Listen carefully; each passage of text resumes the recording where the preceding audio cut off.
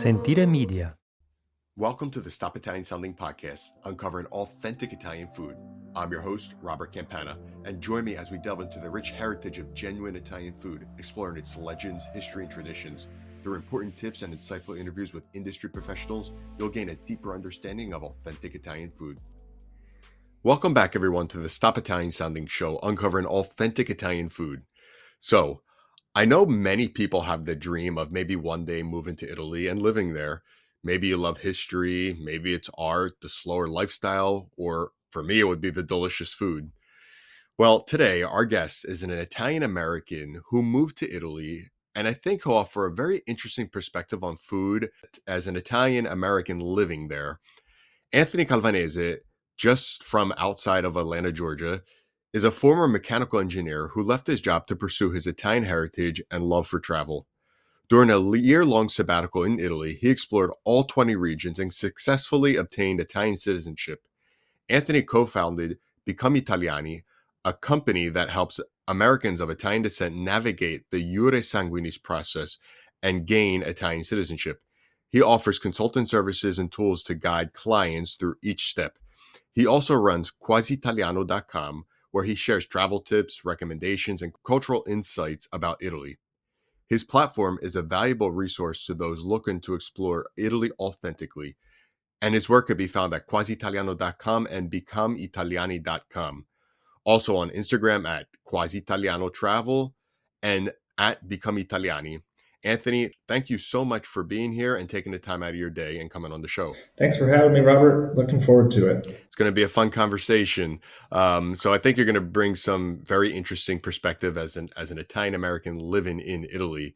Could you just talk a little bit about your journey and what led you to living in Italy full time, and how does food play a role in that journey? So I'll try to give you the long story short, but ultimately I decided that I basically had this itch to do something abroad. I didn't know exactly what that was. And then I went to Italy for the first time as a vacation with my cousin Mike. And at the time I was aware of the Italian citizenship possibility of, those of us with Italian ancestry of getting the citizenship. But I was just vaguely familiar with it. But we went on this vacation and we had this side mission of going to our ancestral town where our ancestors came from, which is just outside of Salerno. And we went to that town. We were fortunate enough to have some connections there. And long story short, they rolled out the red carpet for us and it was fantastic. And that short trip to Italy, I just, like everybody, I fell in love with it. And then it was shortly after that I realized, okay, it's now or never. If I want to do something reckless, like move to another country, I have the perfect one because I can go apply to get my citizenship recognized there. And it's just obviously a beautiful country. And so I wasted no time getting all the paperwork I needed and making the move. And it was a big decision and a big change in my life. But I don't regret it.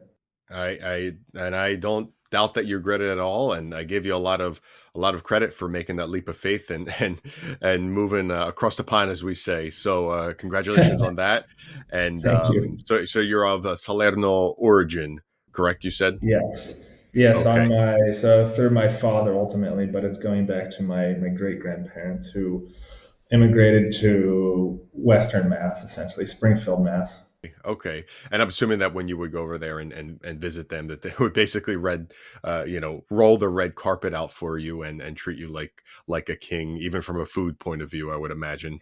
Of course. Yeah. And it's traditional, like it's kind of what we saw in the northern US and New England with, my roots is they just keep bringing the food and keep bringing the food. And so when we were there in this town, it was the same thing. They treated us to a lunch and it was one dish after the next. It was more than we deserved. It was a really special day. And then to your question about how food played a role in my journey, I found that I'm appreciating it more and more. I've never really been a foodie, to be honest, and I still don't really consider myself one, whatever that word means, but I appreciate it more and more, and living in Italy, it's like the perfect place for that. And that kind of leads me to my next question. As an Italian American, which you are, um, there are many similarities and differences between Italian American cuisine and Italian cuisine, which you experience every day since you live there.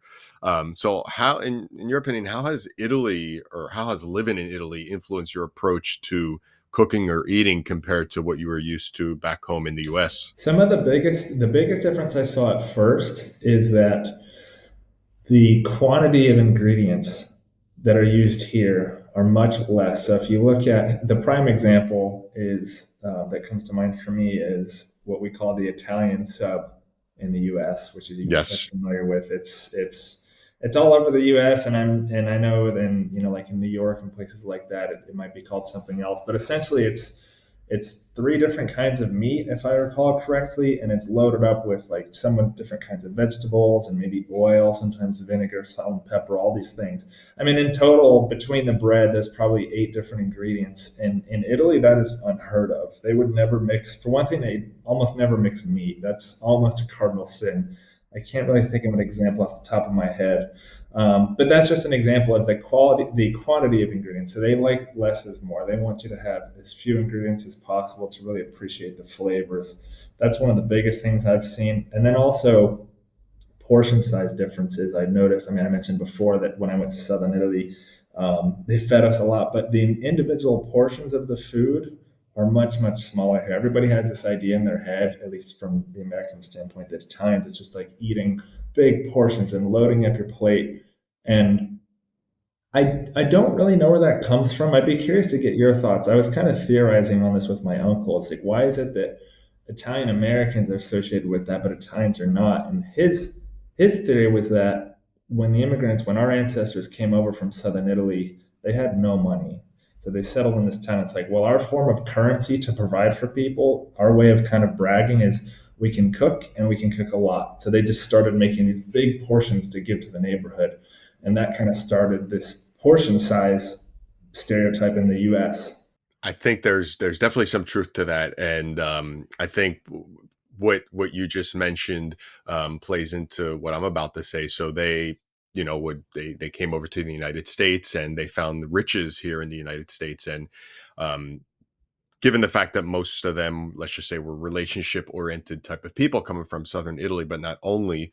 Um, like I said, they found riches. They were able to afford different ingredients, afford meats, and with that, they were able to cook in abundance.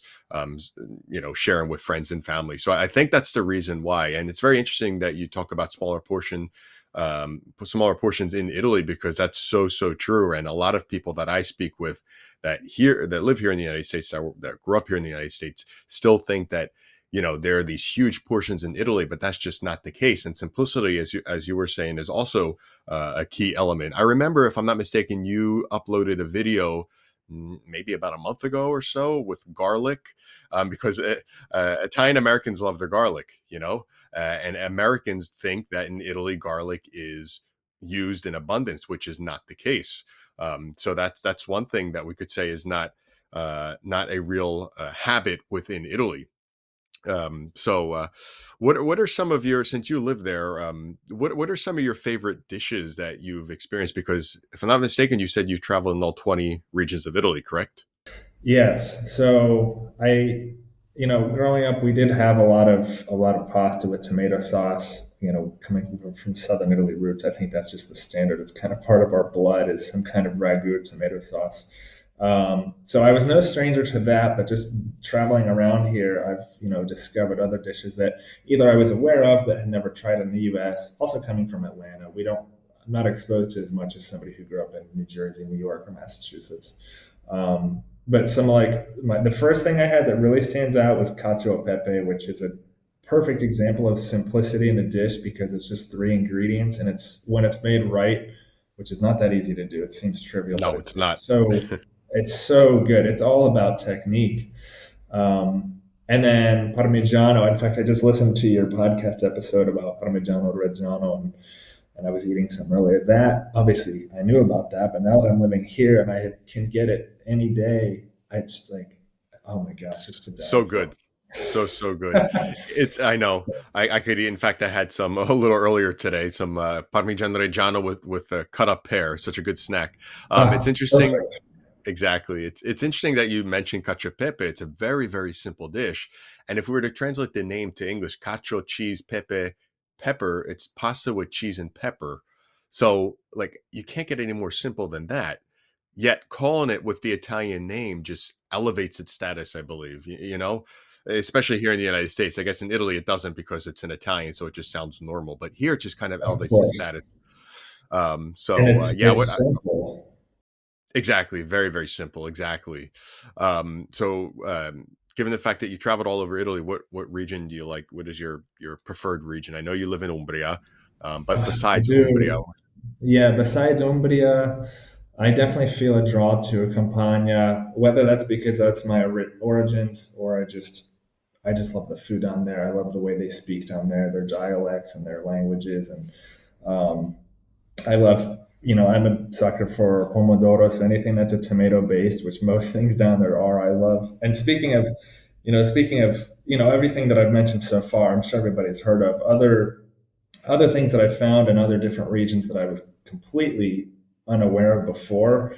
Um, I mean, the list just goes on and on, but one I could think of here in Umbria and also Marche, the next door region, is Ciauscolo, which is kind of a type of salume that I'm sure you're familiar with. It's like a soft, it's not aged very long, but it's just like a soft type of salume that you really kind of only find here, and it's almost spreadable. I love that so much.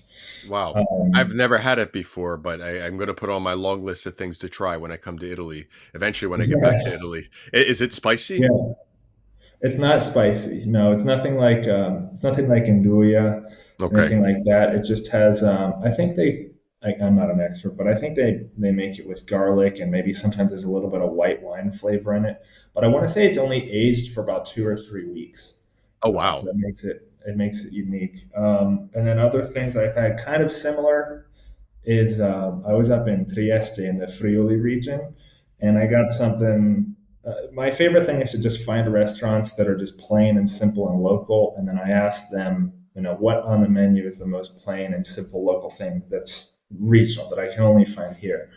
And up there, they had two things. One was Jota, Jota, which is kind of like a bean and sauerkraut soup, which doesn't sound great and it didn't look, I mean, aesthetically, it's nothing to write home about, but it was so flavorful. And obviously, you have a lot of like the Austrian and Slovenian Yes. influence right there. And then they served that also. It was called musetto, which literally means small snout, which makes sense because it's a type of kind of like a sausage that's made with, a lot of head parts, snout parts. It sounds gross and it's not something I would normally eat, but it's served warm and soft. And then they serve it with a like kind of a spicy mustard and then Wow. with shaved horseradish on top. And when the guy put the plate down, it was like I can tell he just cut the horseradish and the fumes were just like making my eyes water. But that was really spectacular. Oh yeah, I mean, every region you go to, you get things that are totally different. What you just mentioned are totally different compared to what Italian Americans are used to, or what Americans believe Italian cuisine to be. So the Right. quality ingredients, of course, are just totally different region from region. Of course, being in northern Italy, like you just mentioned, those two foods have an influence from a Germanic influence, if you will. But going back to the quality of ingredients, given the fact that you've lived in the United States for many years and you're currently in Italy, how do you find the quality of ingredients in Italy compared to what you were used to back in the US? I find that there's more of an emphasis on the fewer ingredients, and I think that comes from the fact that here there is an expectation that there's going to be a higher quality in the ingredients, and I think the biggest thing comes from you can see it when you go into the grocery stores some shelves will be empty because they're only going to get enough for the day. And then there's, the concept of being seasonal. So you're not going to get this one vegetable year round because they probably aren't going to be grown in greenhouses year round like they might be in the US. I think that's changing a little bit in Italy. They're getting a little bit more commercialized, but you can still find, especially if you go to local markets, you can get everything that everybody dreams of. And I think I have noticed a difference. My taste buds aren't so finely tuned, but if I would really, speaking of garlic, I would really love to do a side by side comparison of American garlic, quote unquote, and then an Italian clove of garlic, and do a blind taste test. That would be interesting. Or maybe you could do that with the tomato as well, because I feel like Yes. just tomatoes and seasoning taste totally different. Um, but yeah, it's the quality of ingredients between the two countries. They definitely do differ. You know, and the seasonality you mentioned as well is extremely important. Now, do you live near any, I guess, any markets, Sunday markets, where you could get fresh local produce? Or I know that's quite common in some areas of Italy. Yes, I do. They have where I live. I want to say they have about I think 3 or 4 different markets that go on throughout the week. But even in the smaller towns, I lived in a small village before, and they have a weekly market where all the local farmers will come out, or the vendors will come out and sell the local produce. And they even have in some places. I know in my town they do like a co-op where people kind of pool their money together and specifically source like organic or bio ingredients, because that's kind of a thing here. Um, yeah, some people. I even have a friend here who she's like, I don't buy any produce at grocery stores anymore. I only get it from the local markets. So there's something for everybody. There's markets, there's supermarkets if you want, and then there's produce markets. There's something for everybody. Of course, of course. And then there's the whole concept of kilometro zero. So, like 0 kilometer eating, things that you get locally. Yes, yes. Um, which is something that I experienced when I lived a year in Italy. I was actually there during the beginning part of the pandemic, so I experienced the sense of kilometro zero, because I was able to, order gorgonzola that was produced right down the road, and they would deliver it. I was like, oh, wow, I wish I would have known that before, instead of going to the supermarket and getting it, because there's a huge difference. Um, but from your point of view, in terms of dining out, because a lot of Americans, when they go to Italy, they want to dine out, and for good reason, of course, because they want to try the different foods. But in terms of dining out, Italy versus the U.S., in terms of food culture and, I don't know, dining etiquette or service or cultural differences, what cultural differences do you, in your experience, have you noticed? Yeah, so there's the standard things which if you look at the menu you see antipasto, primi, secondi. So if you went by the book in Italy, a traditional meal would be you get an antipasto and then a primo, which would be a pasta dish, and then a secondo, which is a meat. And then if you wanted to, like, you could get a dessert and then coffee. If you wanted to, follow the flow chart of Italian food. So everything you don't see, it can be kind of confusing for people who aren't familiar with looking at the menus, where things are separated into pastas and meats for the most part. Um, So and then there's another no. thing I noticed, yeah, go ahead. Oh no, I didn't mean to interrupt you. I was going to say, so there's no let's add a protein to this pasta dish option. Exactly, exactly. Let's add chicken to this Alfredo. Exactly. That's funny. I kind of forgot that that was a thing. That's funny that you Oh, it's say still a that. thing. It's still a thing here. Yes, it is. I always ask myself why. Why do we have that? I mean, I like eating meat. I like protein as well, but why do I always have to have it as an option? Why do we add protein to everything? Add protein on protein. But I'll let you finish what you were saying about the Right. the menu. Well, that's and to that point, if you order a pasta, you'll get the pasta. They're not going to bring you. Sometimes they don't even start preparing your meat dish until they see you finish the pasta. So they're not going to bring it out several times, and they're not going. Rarely do they put meat on the same plate as pasta. I think the only exception would be like if it's a ragu that has meat in the sauce, but you're not going Right. to see sausage or meatballs actually on the pasta. It's always a separate thing. And then if you get vegetables, those will also be on their own plate. Everything is on its own plate. Right. There's more attention to detail when it comes to food preparation. Yes. And then another thing as well is they don't rush. They don't like to rush you. They think that eating food is, it's something you should take your time and enjoy it.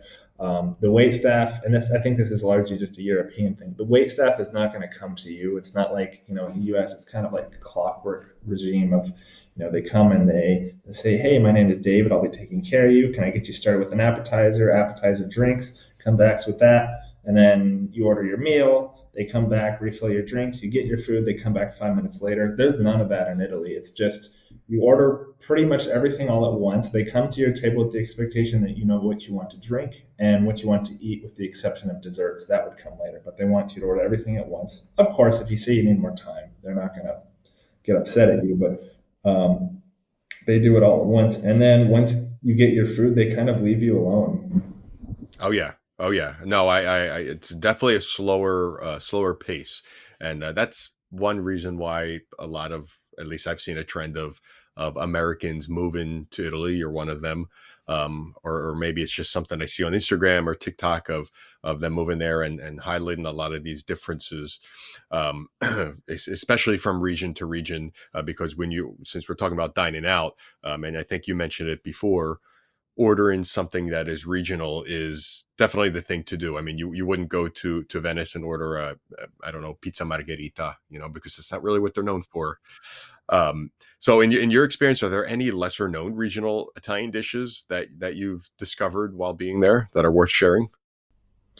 Well, definitely like the ones in Friuli, but to be honest, I don't know many Americans who go up to that region. So more practically speaking, if you go to Sicily, which a lot of people will, especially in Palermo, I really love, and it sounds kind of out there, but it's in Siciliano, it's pane con mia busa, and it's basically, yeah, you're familiar with this. I forget what type of bread it is, but the meat is essentially like lung and spleen that's Yes. kind of grilled, and then they do it with it's like thinly sliced and then done kind of on an open air fryer grill pan, and then they do caciocavallo cheese, and it's just a little sandwich, and texturally it feels a lot like thinly sliced mushrooms, and the flavor is unique, but it's not so far out there that it's gonna gross you out. I really enjoy that. I think that's just classic street food in Yes. Palermo. Oh yes, yes. When I was in Palermo last November, and I tried that for the first time, and I think Palermo is a fantastic city for street food.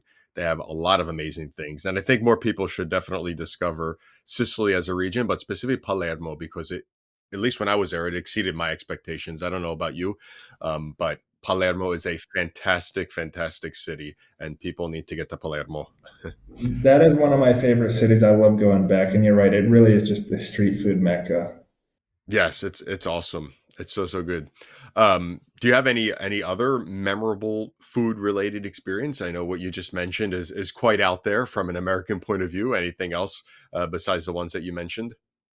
Let me think of some interesting ones that would surprise people, even surprise a lot of Italians. Is It's not so much a dish, but it's a habit. Is in Genova, or just in the region of Liguria in general, I believe. But I know in Genova they're famous for the focaccia, and they will for breakfast they'll get a cappuccino and then focaccia, which is not sweet, which is kind of against the grain of Italian culture. They do the sweet breakfast, small breakfast. So they'll get cappuccino with focaccia, and then they'll dip the focaccia in the cappuccino. Which, if you told that to any other Italian, they'd be like, "Oh my God, sweet and salty." No, that's not true. They don't do that, but they do that.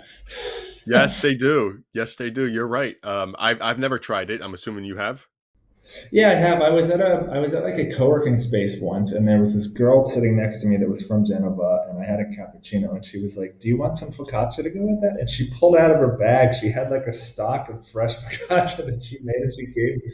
So I tried it. Yeah, I mean, I like sweet and salty mixes. I know not everybody does, but I liked it. And not the cappuccino. I don't drink a cappuccino sweet, but Okay.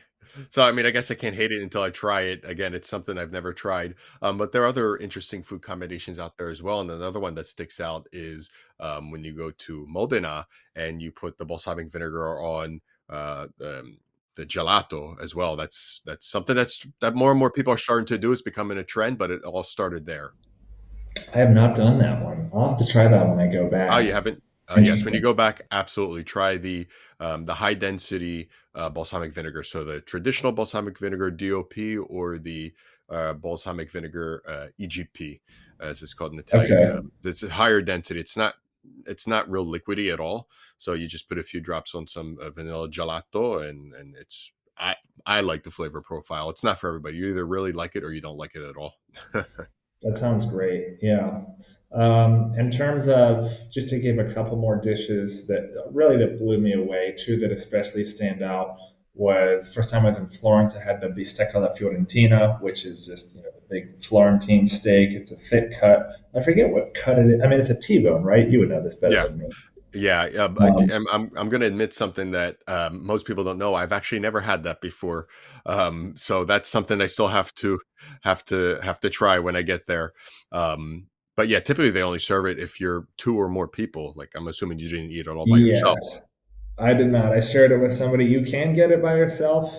And a lot of places now will have a smaller cut for one person, but I've had that cut and it's just not the same. You're better off if you're traveling by yourself, just find somebody on the street and say, "Do you want to split a steak with me?" Because you really just have to have it in its full original design. They cook it rare, which I'm not particularly a fan of, but in this case, I want to do it how the chef wants to do it, and that's it's Absolutely. got big rock salt and it's got fat on the sides, and the steak is so thick that they can stand it up on the edge, which they do to let the fat render or the fat cook a little bit. Um, it's just good, and then usually serve it with roasted potatoes. So good. So good. And yeah, you hit the nail on the head.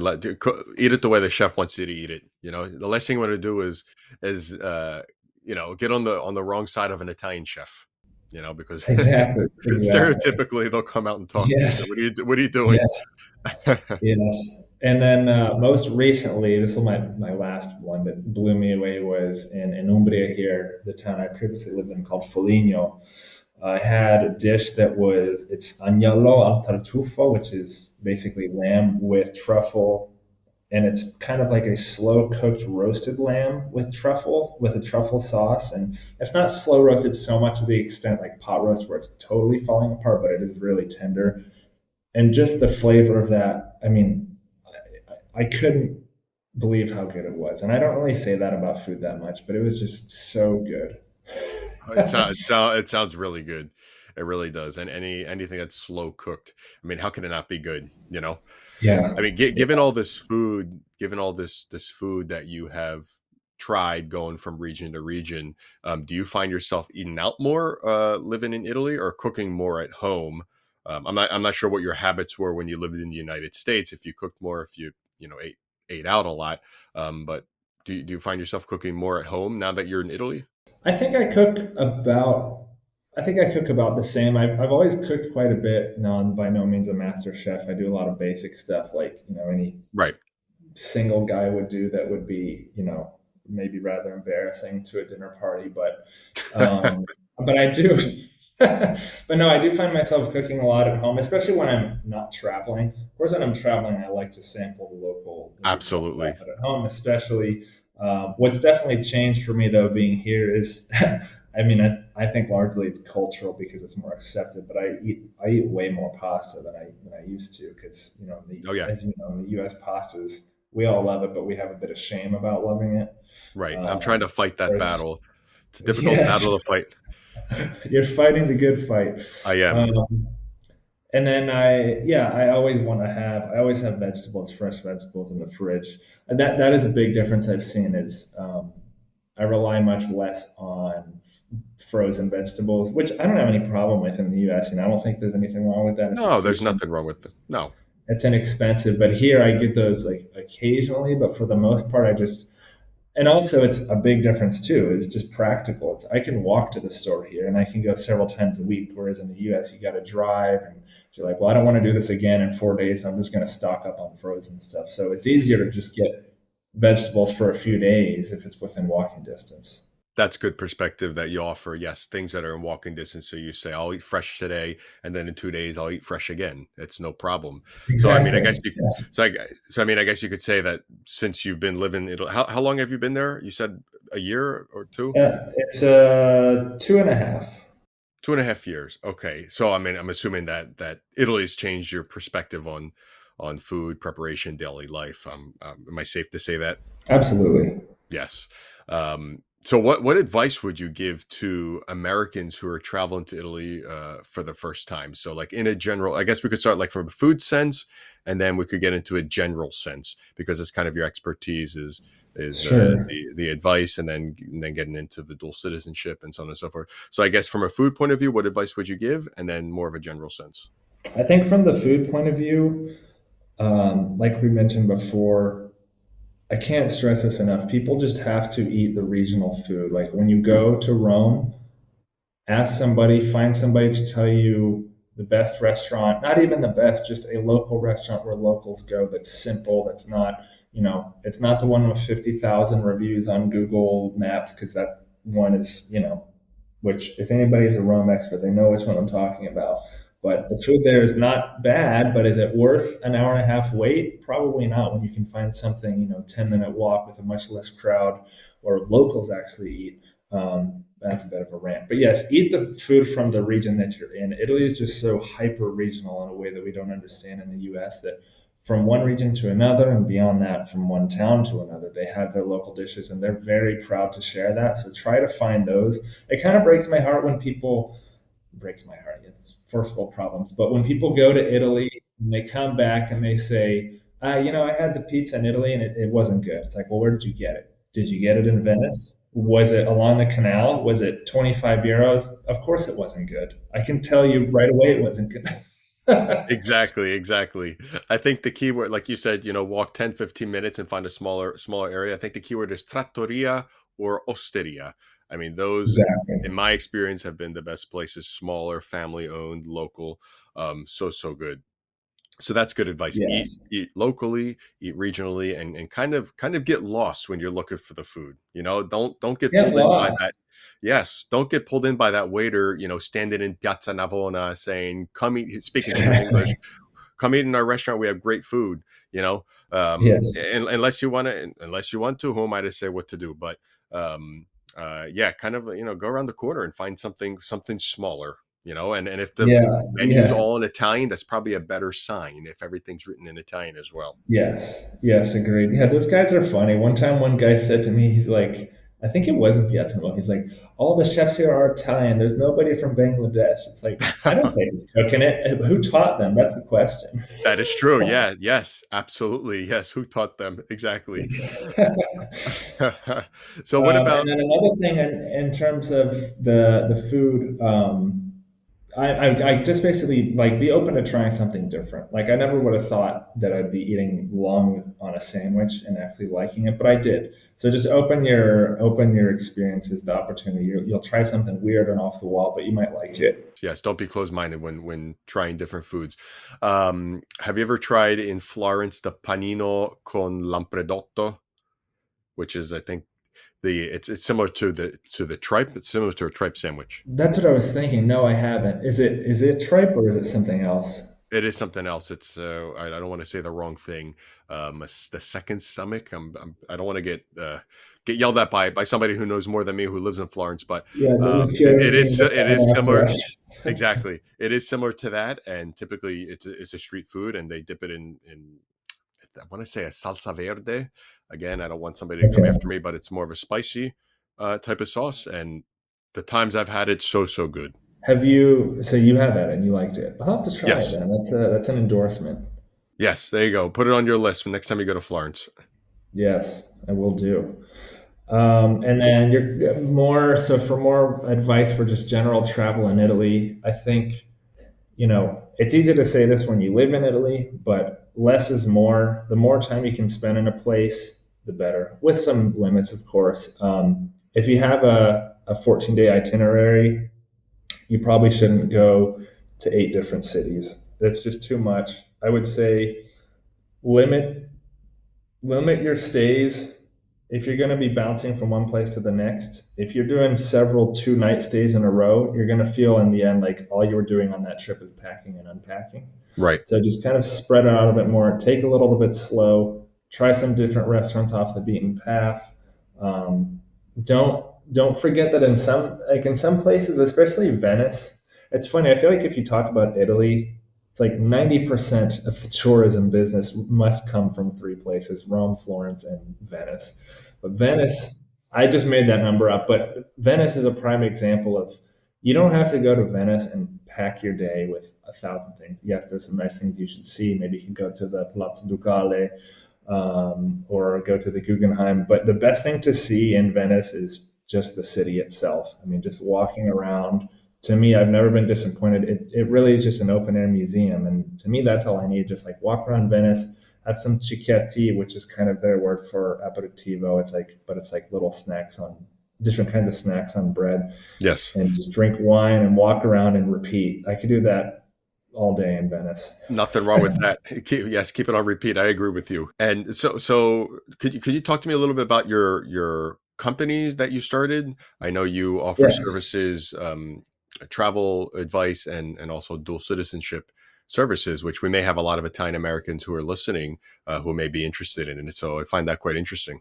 Absolutely. So we've talked a bit. I'll start with the travel side. So with quasitaliano.com, I basically give travel recommendations, different tips for places to go in Italy. I'll have articles dedicated to the different cities that I've been to, and that list is growing.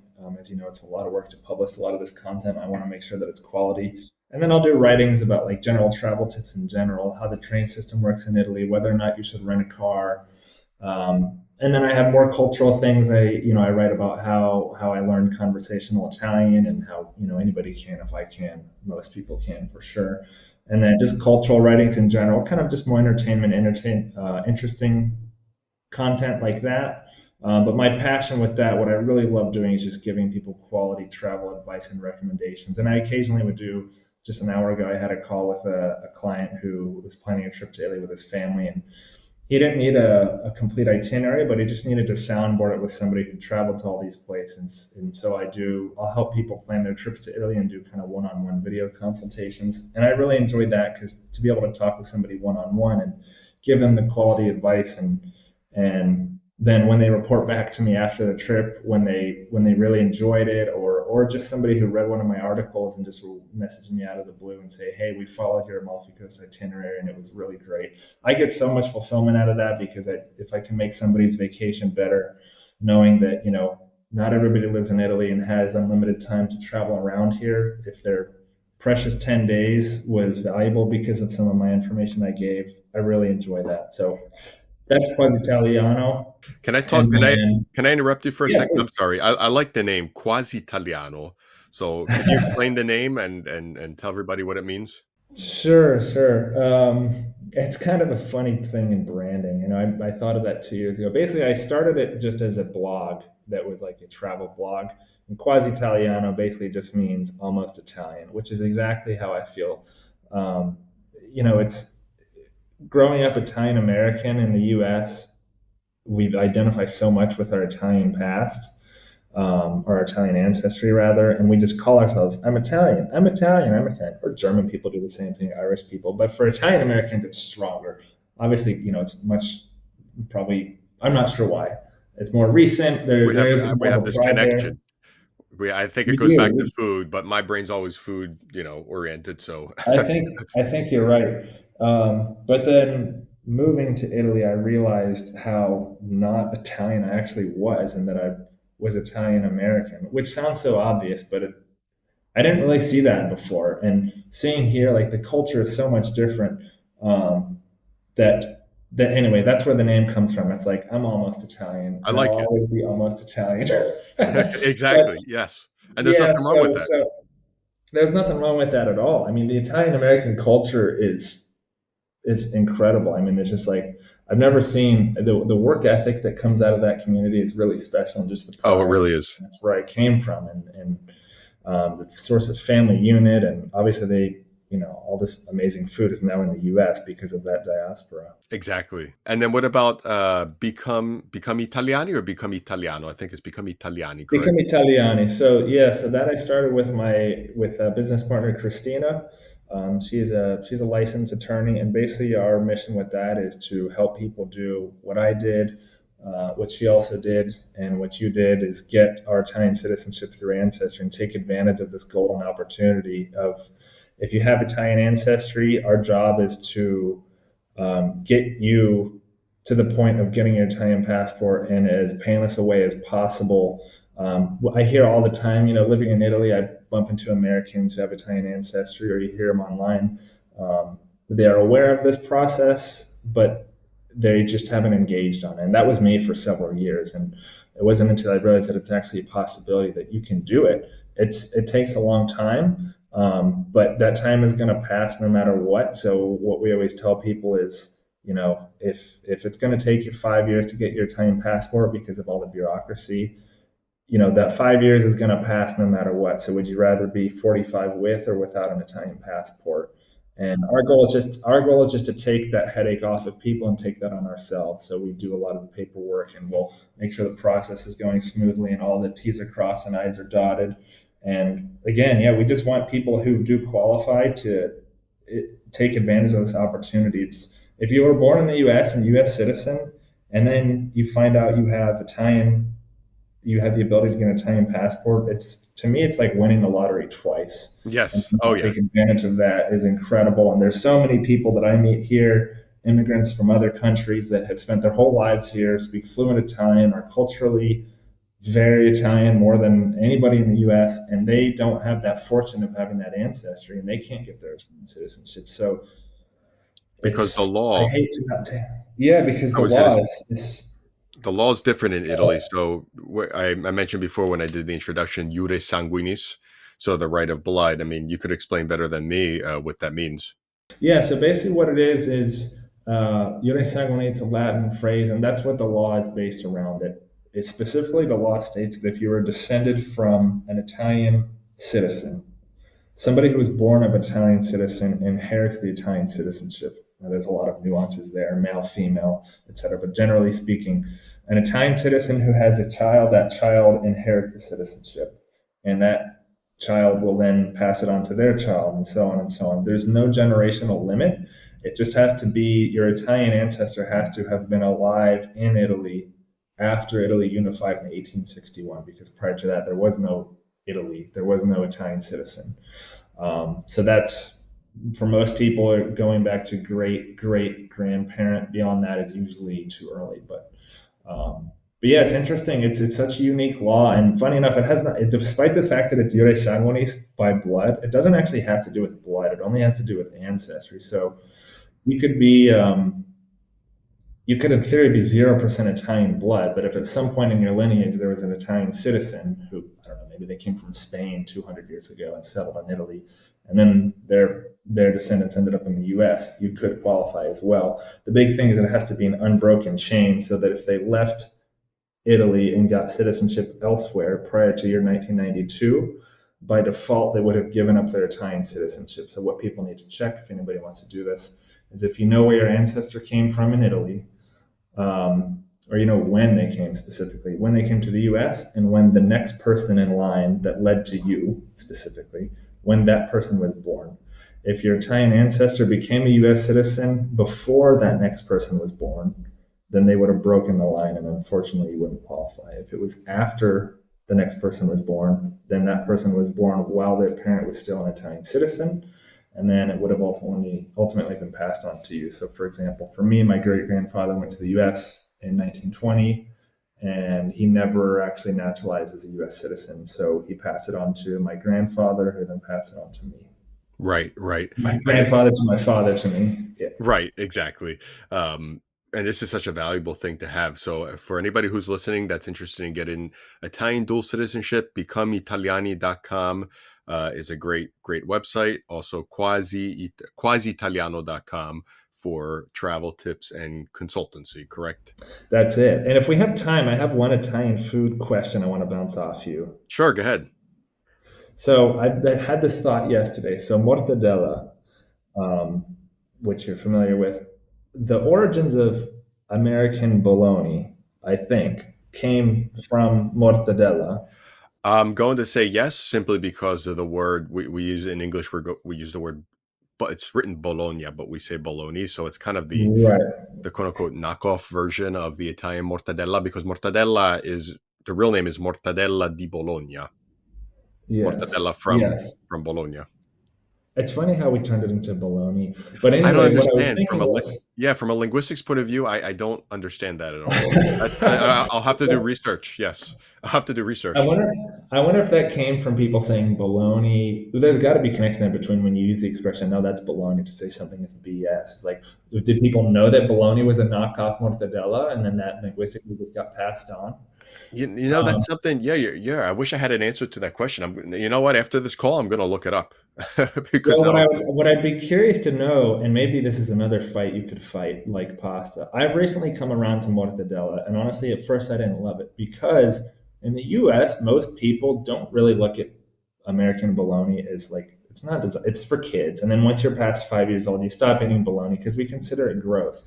And then I've heard people that come to Italy and try mortadella and they're like, oh, this is that bologna stuff. I don't want that. Because texturally, I know it's different. There's a lot of differences in the process, but texturally, it's similar.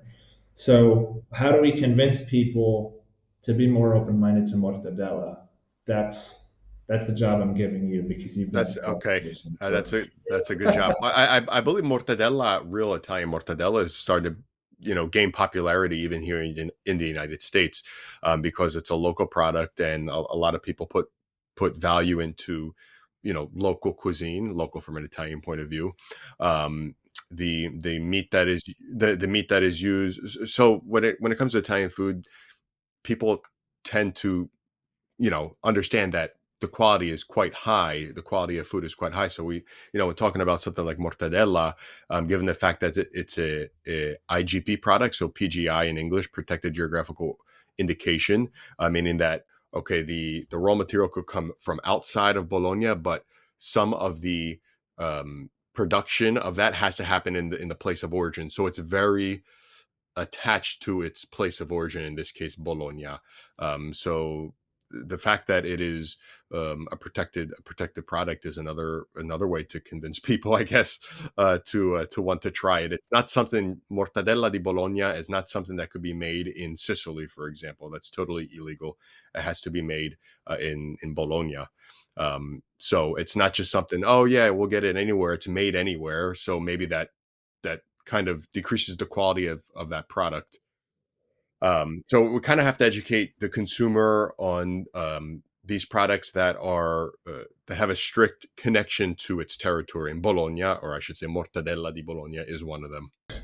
Interesting. Well, I've definitely come around to it. I like it. And then they put all different flavors in it and stuff. Yeah, enjoy it. It's good. It's delicious. Put and it has to be thinly sliced as well. A few slices of mortadella on some really good bread, and just by itself is amazing. Or even with some mozzarella. I specifically would do that. Slice a tomato, even so good. But Anthony, I want to thank you so much for taking the time out of your day. I want to be respectful of your time. So thank you very much for having this conversation. I think it was a fantastic conversation. You offer some good perspective of Italian food as an American living in Italy about Italian food. So thank you very much. Thanks for having me on. I learned a lot. You're a great resource, and I love all the content that you put out. Really, it's really great stuff. I share it with people, people here in Italy, and anybody who needs to learn about real Italian products. I appreciate it. Thank you very much, and you're also doing a great job as well. Thank you. Thank you. Thank you for joining me on this journey through the stories of authentic Italian cuisine. If you enjoyed today's episode, don't forget to subscribe to this podcast for more insights and interviews. Also, feel free to reach out with your thoughts or questions on our social media channels at Stop Italian Sounding or on our website, stopitasounding.com. Grazie a tutti e alla prossima. Sentire Media. Hey, podcast producers and show hosts.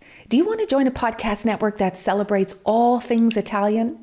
At Sentire Media, we understand the allure of Italy and its unique culture.